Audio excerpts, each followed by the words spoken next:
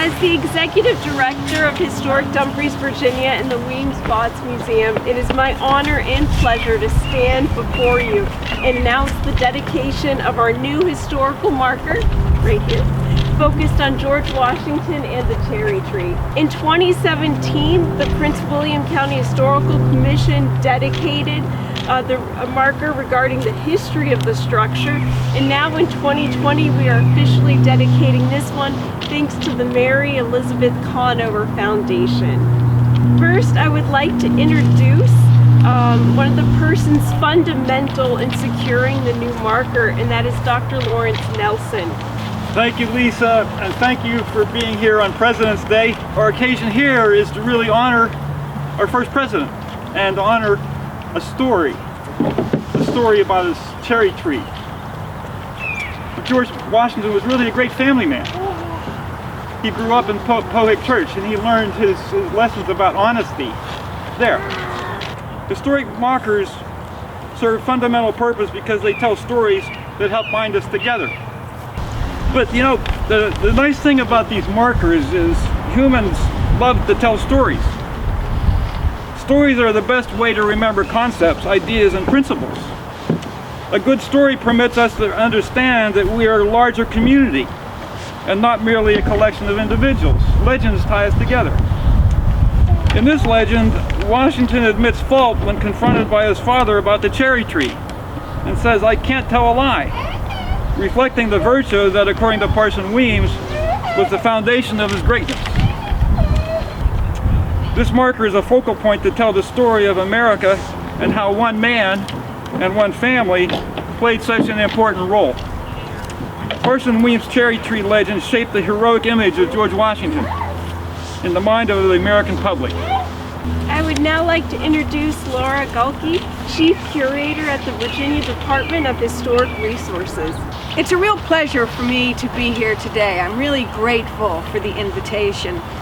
We're here to commemorate one of the most beloved tales of George Washington's childhood, that of his chopping down the cherry tree.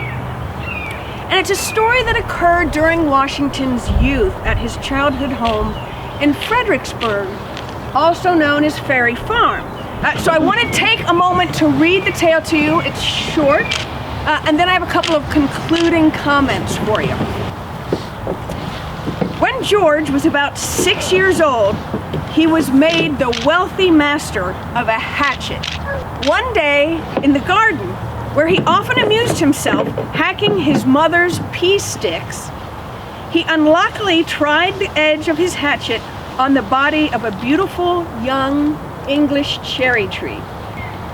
The next morning, the old gentleman, George's father, finding out what had befallen his tree, which, by the way, was a great favorite, came into the house and with much warmth asked for the mischievous author. "George," said his father, "do you know who killed that beautiful little cherry tree yonder in the garden?" "I can't tell a lie, Pa. You know I can't tell a lie. I did cut it with my hatchet." "Run to my arms, you dearest boy," cried his father. "Run to my arms. Glad am I, George, that you killed my tree, for you have paid me for it 1,000-fold.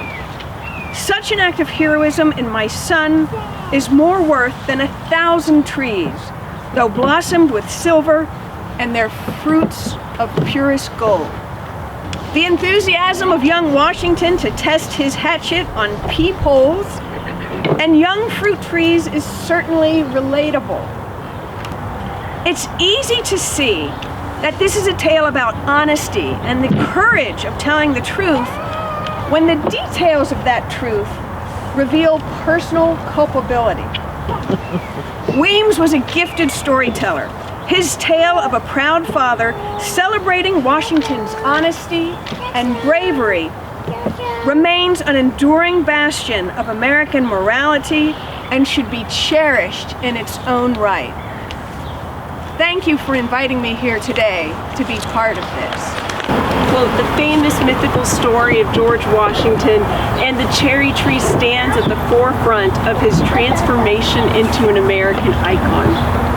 Whether we just crushed your dreams today by calling the cherry tree story a myth or a fable, or made you chuckle remembering one of the first stories you probably learned about Washington, we cannot deny that I can't tell a lie still serves as an important lesson and reminder of the virtues we cherish and work to impart to our children.